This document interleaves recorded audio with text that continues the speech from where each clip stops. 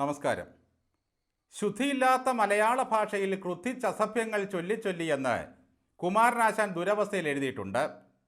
വായിൽ വരുന്ന തെമ്മാടിത്ത ഘോഷണങ്ങൾ മൈക്കിൻ്റെ മുമ്പിൽ പറയുന്ന ഇടതും വലതും നേതാക്കൾ കേരളത്തിൻ്റെ ഒരു ദുരവസ്ഥ തന്നെയാണ്. 3 തവണ തോറ്റതിന് കഥ പറഞ്ഞ് കായംകുളത്തെ UDF സ്ഥാനാർത്ഥി M. ലിജു കരഞ്ഞപ്പോൾ കണ്ണീർ ധാരധാരയായി ഒഴുകി.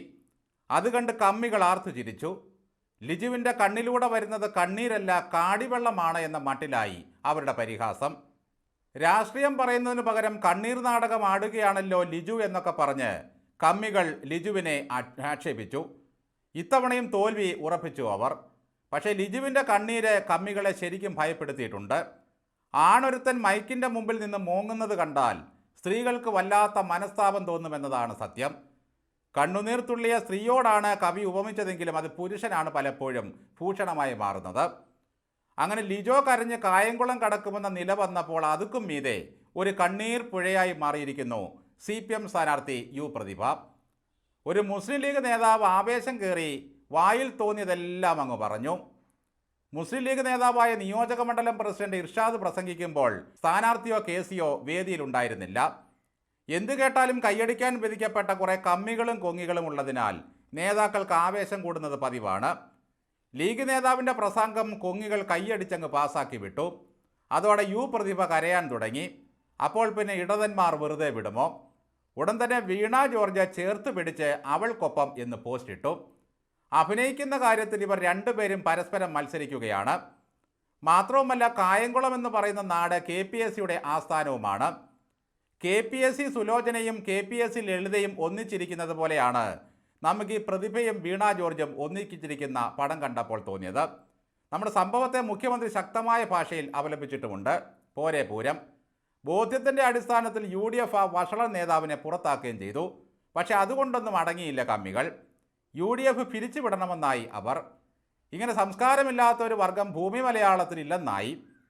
TPയുടെ ഭാര്യയെ ആസ്ഥാന വിധവയാക്കി പട്ടം കൊടുത്ത് ഒരു വിവരദോഷി നിയമസഭയിൽ പ്രസംഗിക്കുമ്പോൾ കേട്ടിരുന്ന് വായ്ത്താളം അടിച്ചവരാണ് U. പ്രതിഭയും വീണ ജോർജും. ആശാസമരക്കാരെല്ലാം പാട്ടകിലക്കികളും തെണ്ടികളുമായിരുന്നു. തൊഴിൽ ചെയ്ത് ജീവിക്കുന്ന സകല സ്ത്രീകളും മറ്റേ പണിക്കാരായി ആ നെറുകേട് മണിയൻ ആക്ഷേപിച്ചു. അതും തിരുത്താൻ ഒരു സഖാത്തിയും തയ്യാറായില്ല. സഖാവായിരുന്ന കാലത്ത് G. സുധാകരൻ പൂതന എന്നാണ് ഷാനിമോൾ ഉസ്മാനെ വിളിച്ച് പരിഹസിച്ചത്. അതും ആരും മറന്നിട്ടില്ല. കുഞ്ഞാലിക്കുട്ടിയെ പോയി കണ്ട രമ്യ ഹരിദാസിൻ്റെ അവസ്ഥ എന്താകുമായിരുന്നുവെന്ന് പറഞ്ഞ് ഒരു വഷളം ചിരിയിരിച്ച വിജയരാഘവനെ ആര് മറക്കും? ആത്മഹത്യ ചെയ്ത ആന്തൂർ സാജൻ്റെ ഭാര്യയെ ഈ വർഗം വെറുതെ വിട്ടില്ല. ദാരിദ്ര്യം കാരണം പിച്ചച്ചട്ടിയെടുത്ത മറിയക്കുട്ടിയെ K. അനിൽകുമാർ എന്ന കോട്ടയത്ത് മത്സരിക്കുന്ന അൾട്ടിമേറ്റ് അന്തംകമ്പി പരിഹസിച്ചത് സുരേഷ് ഗോപിയെ കണ്ടപ്പോൾ അവർക്ക് രോമാഞ്ചമുണ്ടായി എന്നാണ്. അച്ഛനില്ലാത്ത നേരത്ത് അമ്മയ്ക്ക് ഏതാണ്ടൊക്കെ ഉണ്ടാക്കിക്കൊടുത്തു എന്ന് പറഞ്ഞ് കൊല്ലത്തെ തെരുവിലൂടെ മുദ്രാവാക്യം വിളിച്ച് നടന്ന ഡോക്ടർ ചിന്താ ജെറോമിനെ പാർട്ടിയിൽ ആരെങ്കിലും തിരുത്തിയോ? ഇതിനൊക്കെ ഏതെങ്കിലും ഒരു സഖാവ് മാപ്പ് പറഞ്ഞ ചരിത്രമുണ്ടോ? അവരെ ആരെങ്കിലും സ്ത്രീവിരുദ്ധ പരാമർശത്തിൻ്റെ പേരിൽ പുറത്താക്കിയോ? ഇല്ല. എന്നിട്ടും പിണറായി വിജയൻ മറ്റുള്ളവരെയൊക്കെ സംസ്കാരം പഠിപ്പിക്കുകയാണ്. ഞാൻ എത്രയോ പതിറ്റാണ്ടുകളായി പറഞ്ഞു വരുന്നൊരു വാക്കാണെന്നോ ചെറ്റത്തരം എന്നത്. നിങ്ങളെയൊക്കെ ഞാൻ അങ്ങനെ എത്രയോ തവണ ചെറ്റകളെ എന്ന് വിളിച്ചിട്ടുണ്ട്.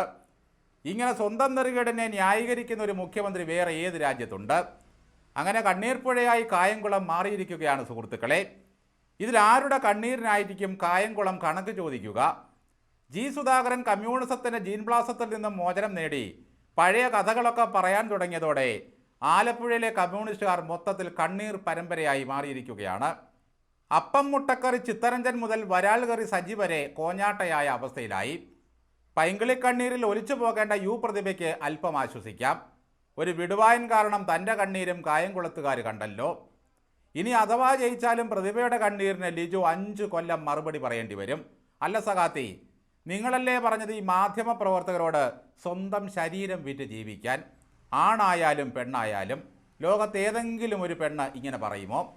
അപ്പോൾ അവർക്കാർക്കും നൊമ്പരങ്ങളും ദുഃഖങ്ങളും പ്രയാസവും ഒന്നും ഉണ്ടായില്ലേ? ഇത്തവണ കായംകുളം കടക്കാൻ വലിയ പ്രയാസമാണെന്ന് U. പ്രതിഭയ്ക്ക് മനസ്സിലായി. കണ്ണീരും കഞ്ഞിയുമാണ് അതിൻ്റെ സിത്തൌഷധം. G. സുധാകരൻ ആദ്യം പൊളിറ്റിക്കൽ ക്രിമിനലുകളുടെ താവളം എന്ന് പറഞ്ഞത് ഈ കായംകുളത്തെയാണ്. ഇപ്പോൾ കമ്മ്യൂണിസ്റ്റ് ആചാര്യൻ P. കൃഷ്ണപിള്ളയുടെ സ്മാരകം തകർത്തതുവരെ ഒരു കമ്മ്യൂണിസ്റ്റുകാരനാണെന്ന് ആരോപിക്കപ്പെട്ടിരിക്കുന്നു. സ്മാരകം കത്തി പുകയങ്ങോട്ട് ഉയർന്നു തുടങ്ങിയപ്പോഴേക്കും പാതിരാത്രിയിൽ ഓടിപ്പാഞ്ഞു വരികയാണ് ഏതാണ്ട് 2:30 സജി ചെറിയാൻ. എന്തിനാണ് ഈ മനുഷ്യൻ അവിടേക്ക് ഓടി വന്നത്? പ്രതിഭയുടെ മകനെ കഞ്ചാവ് കേസിൽപ്പെടുത്തി എക്സൈസുകാർ അറസ്റ്റ് ചെയ്തതുമായി ബന്ധപ്പെട്ട സംഭവത്തിൽ ഈ സജി ചെറിയാൻ അന്ന് പറഞ്ഞത് ഞാനും MD വാസുദേവൻ നായരും ഒക്കെ കെട്ടുകണക്കിന് ബീഡി വലിക്കുമെന്നായിരുന്നു. കേട്ടാൽ തോന്നും ഈ സജി ചെറിയാൻ ജ്ഞാനപീഠം നേടിയ പുള്ളിയാണെന്ന്. കൊടുത്താൽ കൊല്ലത്ത് മാത്രമല്ല കായംകുളത്തും കിട്ടുമെന്ന് പ്രതിഭയെപ്പോലെയുള്ളവർ മനസ്സിലാക്കണം. മാധ്യമപ്രവർത്തകരെ തന്തയ്ക്ക് വിളിച്ചാലും വ്യഭിചാരികളെന്ന് വിളിച്ചാലും ആരും ചോദിക്കാനില്ലാത്തത് നിങ്ങളുടെയൊക്കെ മഹാഭാഗ്യം. പക്ഷെ തിരിച്ചു കിട്ടുമ്പോൾ വെറുതെ മൂങ്ങിയിട്ട് വല്ല കാര്യവുമുണ്ടോ?